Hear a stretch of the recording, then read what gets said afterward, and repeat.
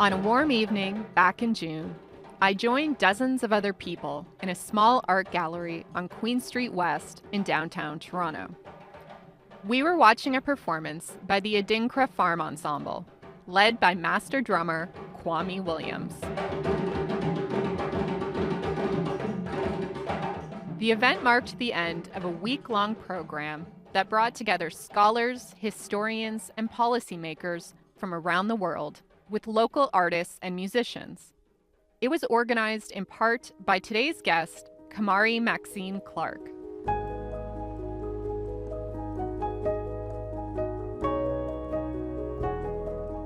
Kamari is the Distinguished Professor of Transnational Justice and Socio-Legal Studies at the University of Toronto. She's also a former Faculty Research Fellow at the Jackman Humanities Institute. The program was called Memory Lab: Difficult Archives, Difficult Memories, Transformations in Black and Indigenous Worlds. And like much of Kamari's recent work, it was concerned with absences in what's considered knowledge, the problem of whose stories get told and who gets to decide. The Memory Lab it's about the sensorium. It's about how people recall, and not just recall individual and personal memory, but what we do with social memory. What do we do with memories that are difficult to claim? And we're interested in those things that are often rendered invisible. They're not even part of the archive because they're not rendered intelligible. And so I'll just give you an example, because the focus is on Black and Indigenous lives in some ways, and there are particularities there, especially in the Canadian and North American context. So often, historically, we may think about ship records that were connected to transatlantic slavery. And those ship records would document those who were enslaved, who were held captive, and document them, who they are as unitary beings that are commodities. But you don't have the everyday lives, you don't have the stories, you don't have the texture of the everyday. And these are difficult memories. I mean, in general, the past is a difficult thing to retrieve, and especially in contexts where people aren't rendered human. Kamari isn't just interested in what's missing from the historical archive. As she sees it, the gaps in what we know are actually opportunities, presenting new pathways for understanding the world and each other. There's another component which is about possibility, and it's about how you transform those things, how you envision it differently. And it celebrates innovation. So possibility, it's about what you imagine differently, how you tell a story otherwise.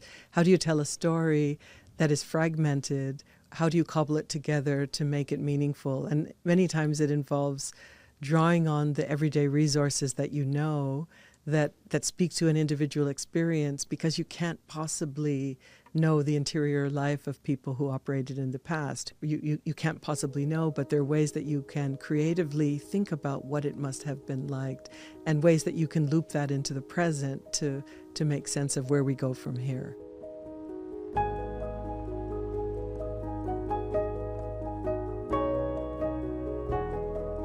I'm Melissa Gismondi, and this is Humanities at Large from the Jackman Humanities Institute at the University of Toronto. Over the course of this season, I've been exploring the theme of absence through the work of JHI researchers. Kamari Maxine Clarke studies absences in knowledge. I spoke with Kamari back in June, about 2 weeks before the Memory Lab took place. Later in the show, you'll hear her thoughts on how it all went. But in our first conversation, I asked her to walk me through the foundations for her thinking about knowledge and social memory. When it comes to what we know, she's identified 3 core problems.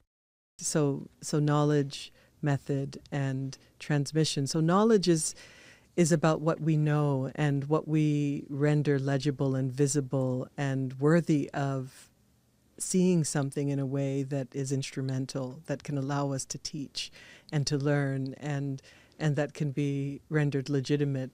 So some examples of that might be things like parables or adages and stories. And often one of the things we see with people around the world is that these adages often it's elders or even young people use to teach each other about values, core values, about ethics, about the human condition, about what the appropriate way to act if you're angry, and what the consequences of those things might be.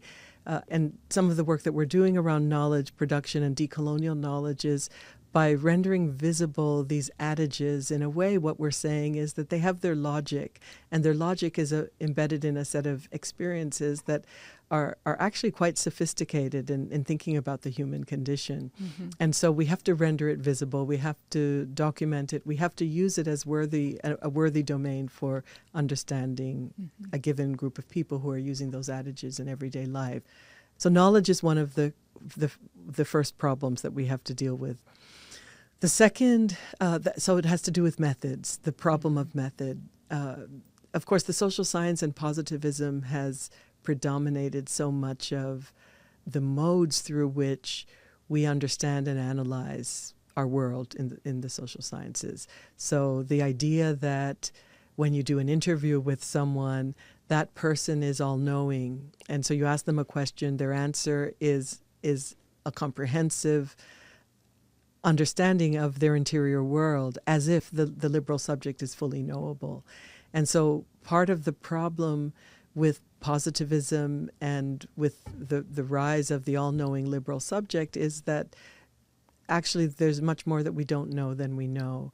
And the interior world of a person and the contradictions within aren't fully knowable by just asking a question or even observing what they're doing. And these are the methods and part of positivist knowledge making, the presumption of rationality, that individuals are rational subjects. You ask them a question, they give you an answer, and then you decode it.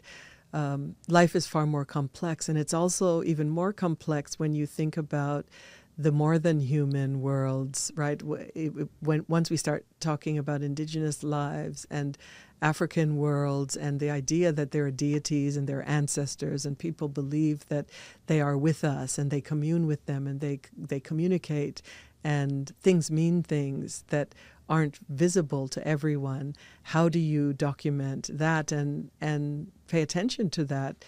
And in some instances, people might be ashamed of even raising it, or it might not be part of the interview in a methodological sense, because they presume that, okay, you're not interested in that, that's my other world, I'll answer your question. Yet there's a whole other world that operates in people's lives, and it raises methodological problems about the human, the centrality of the human, when in fact so many people live on multiple horizons in multiple worlds at once. And so this is the problem of method. And then the third is around transmission. Some people talk about it, like our radical humanism collective often likes to think of it in terms of representation. So what gets represented by whom? What is the genre? Written text is also often privileged, or what we see, the document and visuality, those optics are often privileged. What gets published and transmitted through publishing houses, what is limited in that way. So these questions of transmission, it's about power, it's about political economy, it's about the over-dependence on the visual and the written text and less on orality. And it raises problems about then what circulates in the world. And so those three components are key problems around the archive, the contemporary archive, and a significant amount of conversation and thinking around absence and the archive is underway. And it's very exciting at this point that so many scholars and students and collaborators are thinking about these questions and really trying to offer alternatives. You mentioned earlier sort of what the absence can do in terms of art and storytelling and finding different ways to sort of represent knowledge and different kinds of knowledge. And your upcoming program is designed to sort of really explore that, as you were saying, to address those gaps in the archives. I understand part of this sort of draws on the concept of critical fabulation, which was coined by the American writer and scholar Saidiya Hartman. Can you walk me through this idea and what about it sort of speaks to you and inspires you?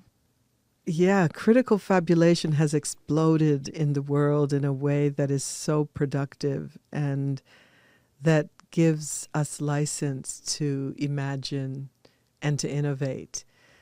So critical fabulation is it presumes that everything in our life is complex, that there are fragments to everyday life, to all of our lives, to the past, to the present, and what the future becomes.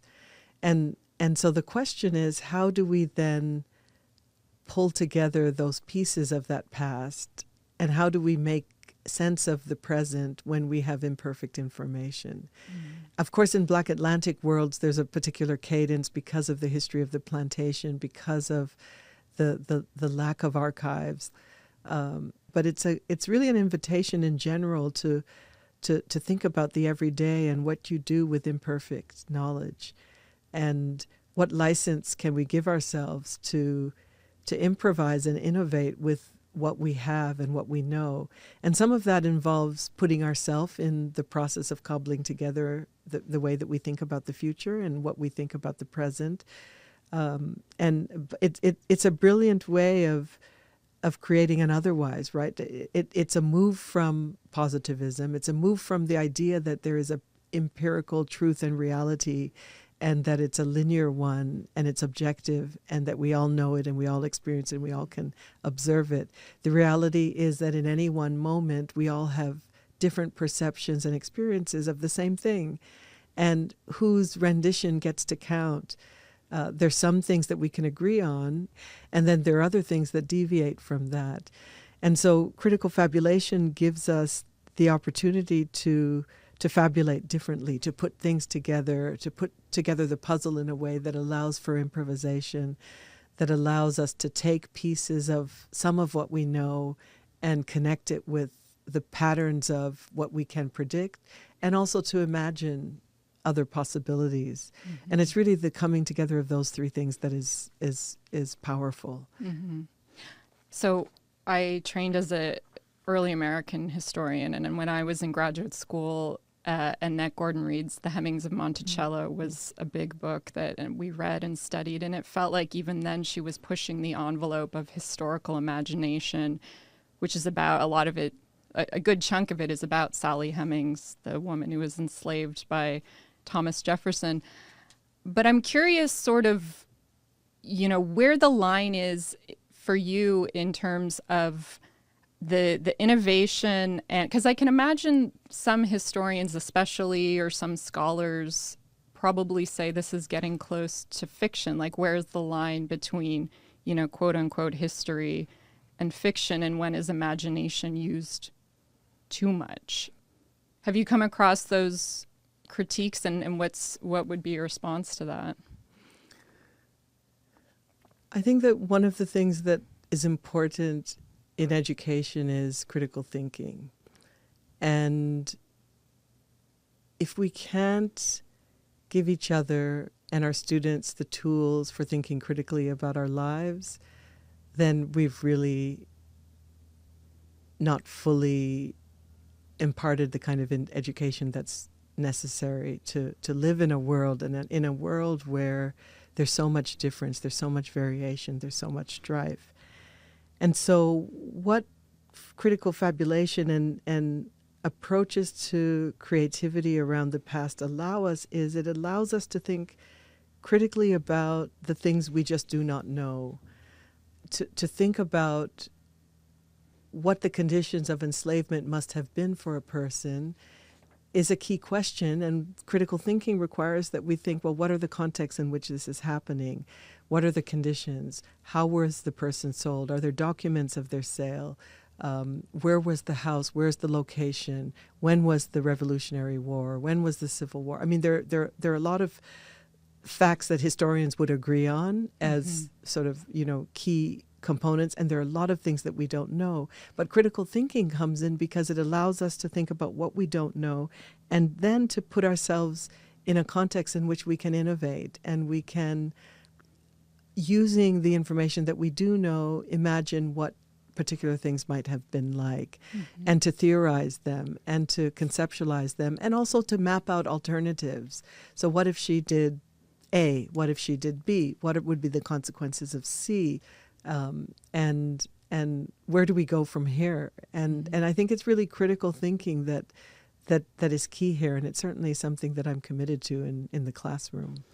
So then would it be fair to say that a sort of healthy, vibrant discipline allows space for that creativity and is, Absolutely.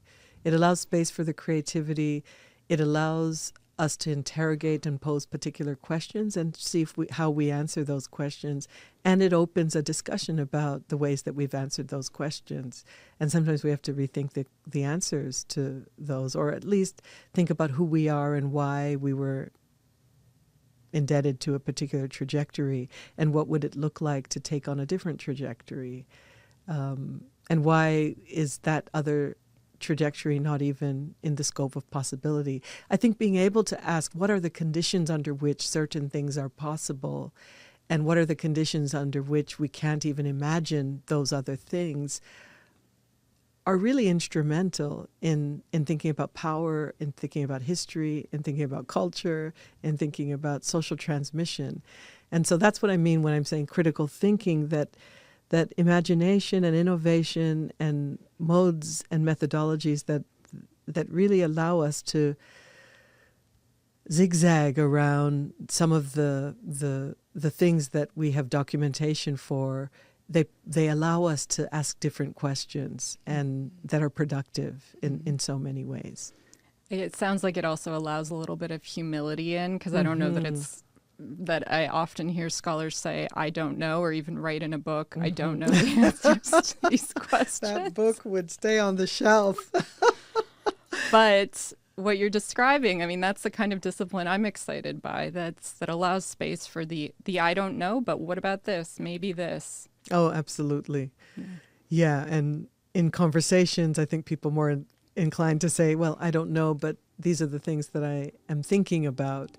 A publisher, I don't think would Not yet, maybe. would go for. Yeah, actually, it would be an interesting title for a book. I don't know.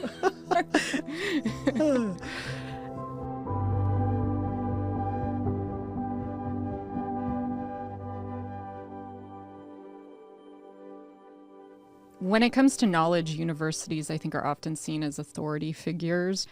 And as we've been discussing, your work really challenges the belief that traditional frameworks, including the humanities, are comprehensive sources. And you recently posed the question, what would 21st century scholarship look like if it abandoned the commitment to problematic binaries, objects, and canons, and instead explored new archives of knowledge in order to chart new futures? I'm curious how you would answer that. What comes to mind for you when you hear that question? How much time do we have? We have as much time as you want to take. Oh, really? As much? That's a big one. But maybe what we can do in thinking about the social sciences and contemporary universities is really to think about the opportunities that we have to teach with our syllabi, the ways that we divide knowledge. Often part of the problem is the discipline itself, the idea of a discipline that has its canon, that has its presumptions, and that's distinct from another discipline, when in fact the discipline is a recent invention in the ways that we understand knowledge. The ways that we map out our syllabi as faculty needs to be rethought, needs to be thought in tension. So there are some historical texts that might continue to be important, but many of them should be read alongside other things that were happening in the world, that are happening, whether someone is a historian or if someone's a philosopher or if someone is a modern artist. There are ways to teach complexly across the so-called perceived distinct disciplines. And it's really only until we're able to combine the different modes of learning and understanding and interconnecting things that we can start to think differently about what knowledge really is and allow ourselves to think beyond the limits of the discipline. In the social sciences, we should be teaching not only the methods and methodologies, but also science fiction, also fiction, other modalities that are being used to express the very same issue. So the culture of poverty isn't just about dispossession and loss and grievances. It's about joy and laughter and the stories people tell and the creative and endearing ways that they call each other names, the adages that are used to tell stories, to teach people that the culture of poverty is about so many things. But if we focus on the data and the statistics, that unemployment rates and violence and police killings, we only see half of the story. But if we bring in these other modalities that allow us to open up what knowledge about these spaces might be, it would allow us to tell a very different story. Bringing together experts from different fields is precisely what Kamari did with the Memory Lab back in June. The closing night event featured performances from poets, dancers, and musicians, including the Adinkra Farm Ensemble, who you heard earlier. When the music started, those of us in the audience sat politely and watched, a few of us nodding our heads or tapping our feet. But then, master drummer Kwame Williams suddenly stopped playing. If you are going to participate in this experience, you cannot sit there with your legs folded and your arms folded. I am not, we are not an academic exercise for observation. Okay? So, let's do it again. I'm going to give you an opportunity to behave like people. As a matter of fact, you know what? Get up. Stand up, stand up. Stand up, stand up. Don't be afraid. Stand up. Stand up. Okay.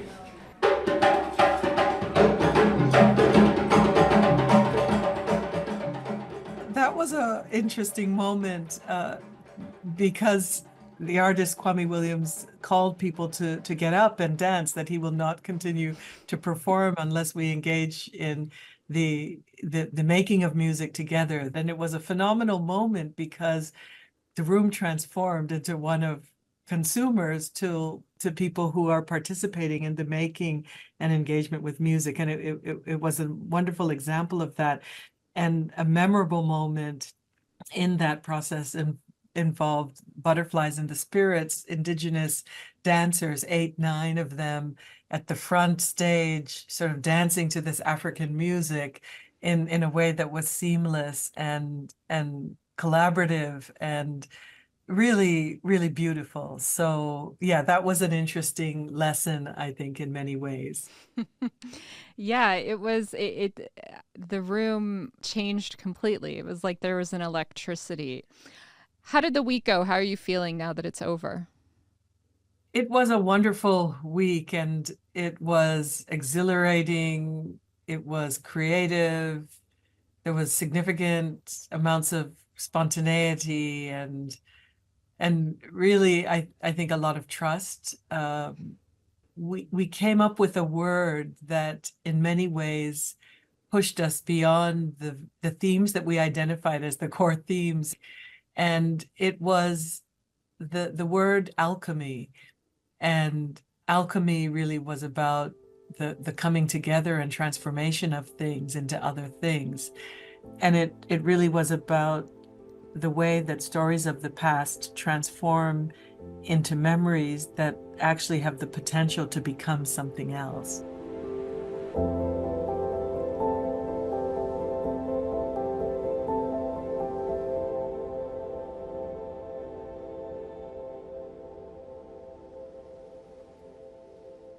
I asked Kamari about another important project she's been working on. It's also about broadening the scope of knowledge, but in a very different sense. The project looks at the use of satellites over conflict zones to gather photographic evidence of humanitarian crimes. It's something that governments, prosecutors, and human rights groups are doing more and more, especially in regions that are difficult to access. While it might sound pretty straightforward, using cameras to document evidence of crimes, as Kamari explains, it's not always that simple. There's a lot that's missing from the camera's frame. Of course, it has to do with what is visible. It has to do with what you can see and what you cannot see. And I was involved in a number of projects, one project with the U.S. State Department and another project that was funded by the National Science Foundation and another with the Social Science Council of Canada. And it funded a collaborative project for thinking about how the popular uses of these geospatial technologies with neighborhood scientists, mothers who, if you think about in Mexico, over 8,000 people have been disappeared as a result of the civil war. In Nigeria, over 8,000 in a given year have been disappeared and killed, murdered because of whether it's political violence or farmer-herder crisis and other things. And so you have these human rights mobilizations where people are trying to desperately use these new technologies to try to determine what is happening, how do we prevent it, how do we make responsible and accountable those who are committing those crimes. And so they're using these technologies to do that. But it's not straightforward, of course, as you can imagine. It's not simply a matter of seeing and knowing that this person is culpable. And so the key question that we ask is, what is the evidentiary basis on which this new human rights revolution is deploying technologies? What are they trying to document? What are they seeing? And what are the challenges with what can be seen? Because everything isn't seeable. And often the legal question is a question of immediate and proximate violence. Who committed the crime? Who shot the gun? Who killed? And how do we hold that person responsible?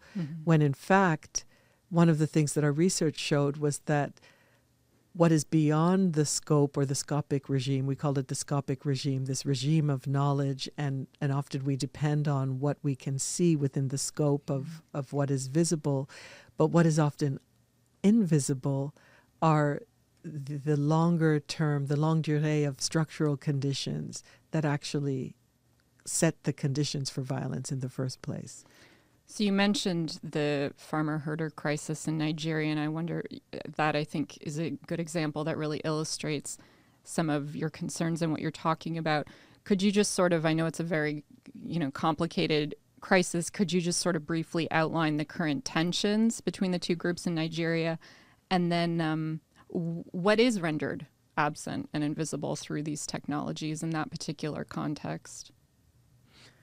The farmer-herder crisis in Nigeria is not unlike a lot of crises around land in a lot of places in the world. And in this case, with herders, you often have people who tend to be nomadic, who for hundreds of years, thousands of years, in fact, their lineage has taken their cattle along grazing paths to the market to sell, to engage in trade. And historically, there were grazing paths, so the land, the cattle could eat along the paths. Increasingly, land laws were put in place that encroached on those grazing paths, and moving land from the people and ownership of the people for all to share, to land owned by the crown, to land owned by the governor. The British Crown? The British Crown, before amalgamation in 1914. A quick refresher. In the late 19th century, as part of the expansion of European empires into Africa, Britain established two colonial territories, the Northern and Southern Nigerian Protectorates. Initially kept separate, they were merged to form one state in 1914. With the merger came the continued subordination of people with nomadic lifestyles, and a system of land tenure that privileged farmers and further displaced northern herders. And then by independence in 1960, you have a whole set of other jurisprudential decisions around land. And increasingly what you have is the increasing privatization of land and the decrease in grazing paths for herders. To the extent that farmers, who many of whom are actually very impoverished people who, if they have a bad crop in a given year, they will starve, right? There's no resources. Their livelihood, the children, everyone depend on the harvest. And if animals, cows, etc., trample on the very livelihood that is all they have, then of course you have the basis for strife. And historically there were ways that people negotiated those things, something called the Berti system, where there were relationships that something was trampled, you pay for the loss. And over time those things became constricted. The ways that people related to each other, the antagonisms grew with the increasingly difficult and offensive laws that eventually governors came to manage. And today what you have is a volatile crisis in which thousands of people are being killed around some of these land-based that have only been accentuated and made more difficult by land laws. And so the technology is helping to, well, in one respect, it's helping to provide the sort of imagery evidence of what exactly? Yeah, so it's called an EWR system, so it's early warning, early response. And one of the projects that I worked on and around which over 300 communities and people organized had to do with the predictive capacity of the technology. So often during that period there were burnings. So sometimes it was retaliatory. So say the farmer, something happened, they shot some of the cattle. The herders would go back and report back to their group, and then that group would go back to the farm and might retaliate. And sometimes that retaliation involved burning down of villages. And then people would have to run for cover, for safety. And you had these cycles of violence, often a lot of burning. And so the geospatial technologies would trigger, the algorithm actually would trigger burning. So the way that it was written, it could detect the burning. And within 10 to 20 hours, community members would get the alert that there's a burning. And at that point, the governing council would meet what we call the EWR forum, and they would determine what they should do. So there's a burning. Do we flee? Do we negotiate? Do we fight? Do we protect ourselves? Do we stay put? And those deliberations would have to happen. And that's the revolutionary piece of that work in many ways. It's putting in place a mechanism for thinking about what the nature of that violence is and what the appropriate response is. Not just pick up a gun and fight and engage in retaliation, but it's what are the resources that are available to us around which we can negotiate differently, or around which we could end this cycle and put in place a new arrangement in this community. And so people have been doing that work. The problem with the emancipatory nature of this kind of deliberation is that on one hand, the algorithm triggers fire and people act and they make progressive decisions about how they should proceed. On the other hand, the question is still about proximate violence. Who did it? What should we do? How do we flee? And oftentimes it's not about longer term responses, as well as the longer durée in which that violence is happening. And many legal questions aren't about that longer durée. They're about proximate violence. Who did it? What do we do? How do we proceed? Because people are trying to save their lives. But our work is also, we were interested in documenting these kind of progressive social mobilizations.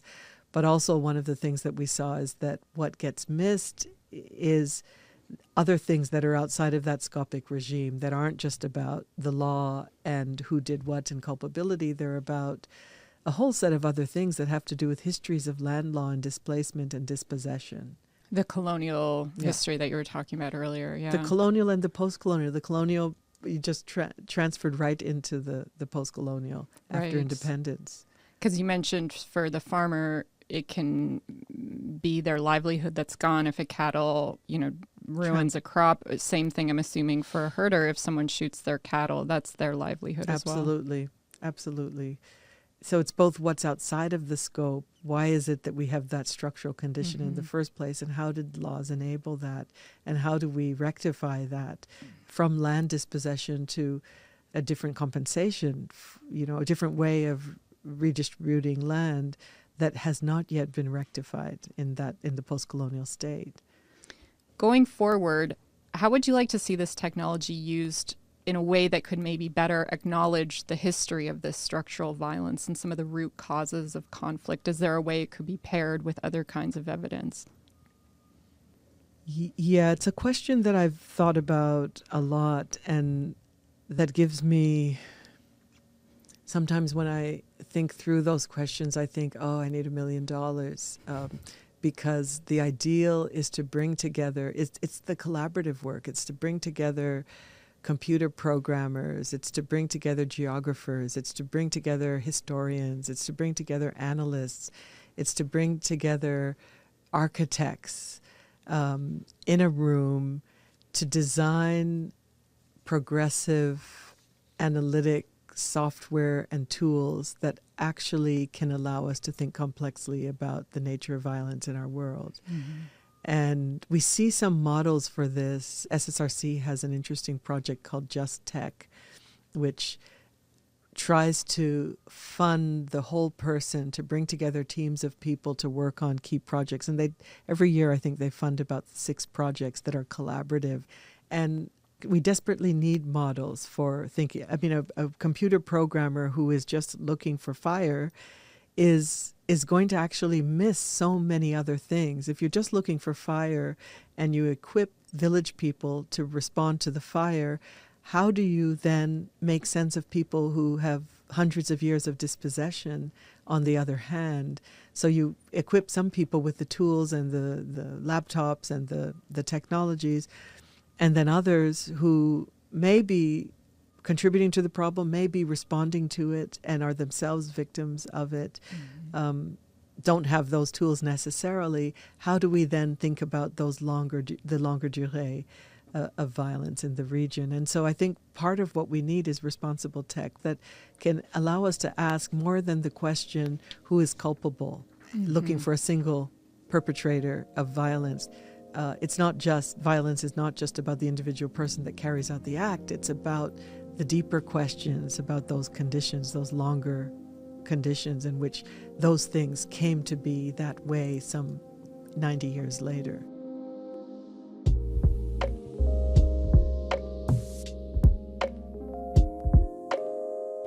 Kamari Maxine Clarke is a distinguished professor of transnational justice and socio-legal studies at the University of Toronto at the Centre for Criminology and Socio-Legal Studies and the Centre for Diaspora and Transnational Studies. She's also a former JHI Faculty Research Fellow. And that wraps up the very first season of Humanities at Large, a podcast from the Jackman Humanities Institute at the University of Toronto. Special thanks to Allison Keith, Kimberly Yates, Sonia Johnston, Monica Toffoli, Cheryl Pasternak, and Katie Swales. If you enjoyed this episode, be sure to share it with a friend or colleague. And if you missed any of my previous conversations with JHI researchers investigating questions around the theme of absence, all 6 episodes are available now. Don't forget to leave us a 5-star review. I'm Melissa Gismondi. Thanks for listening.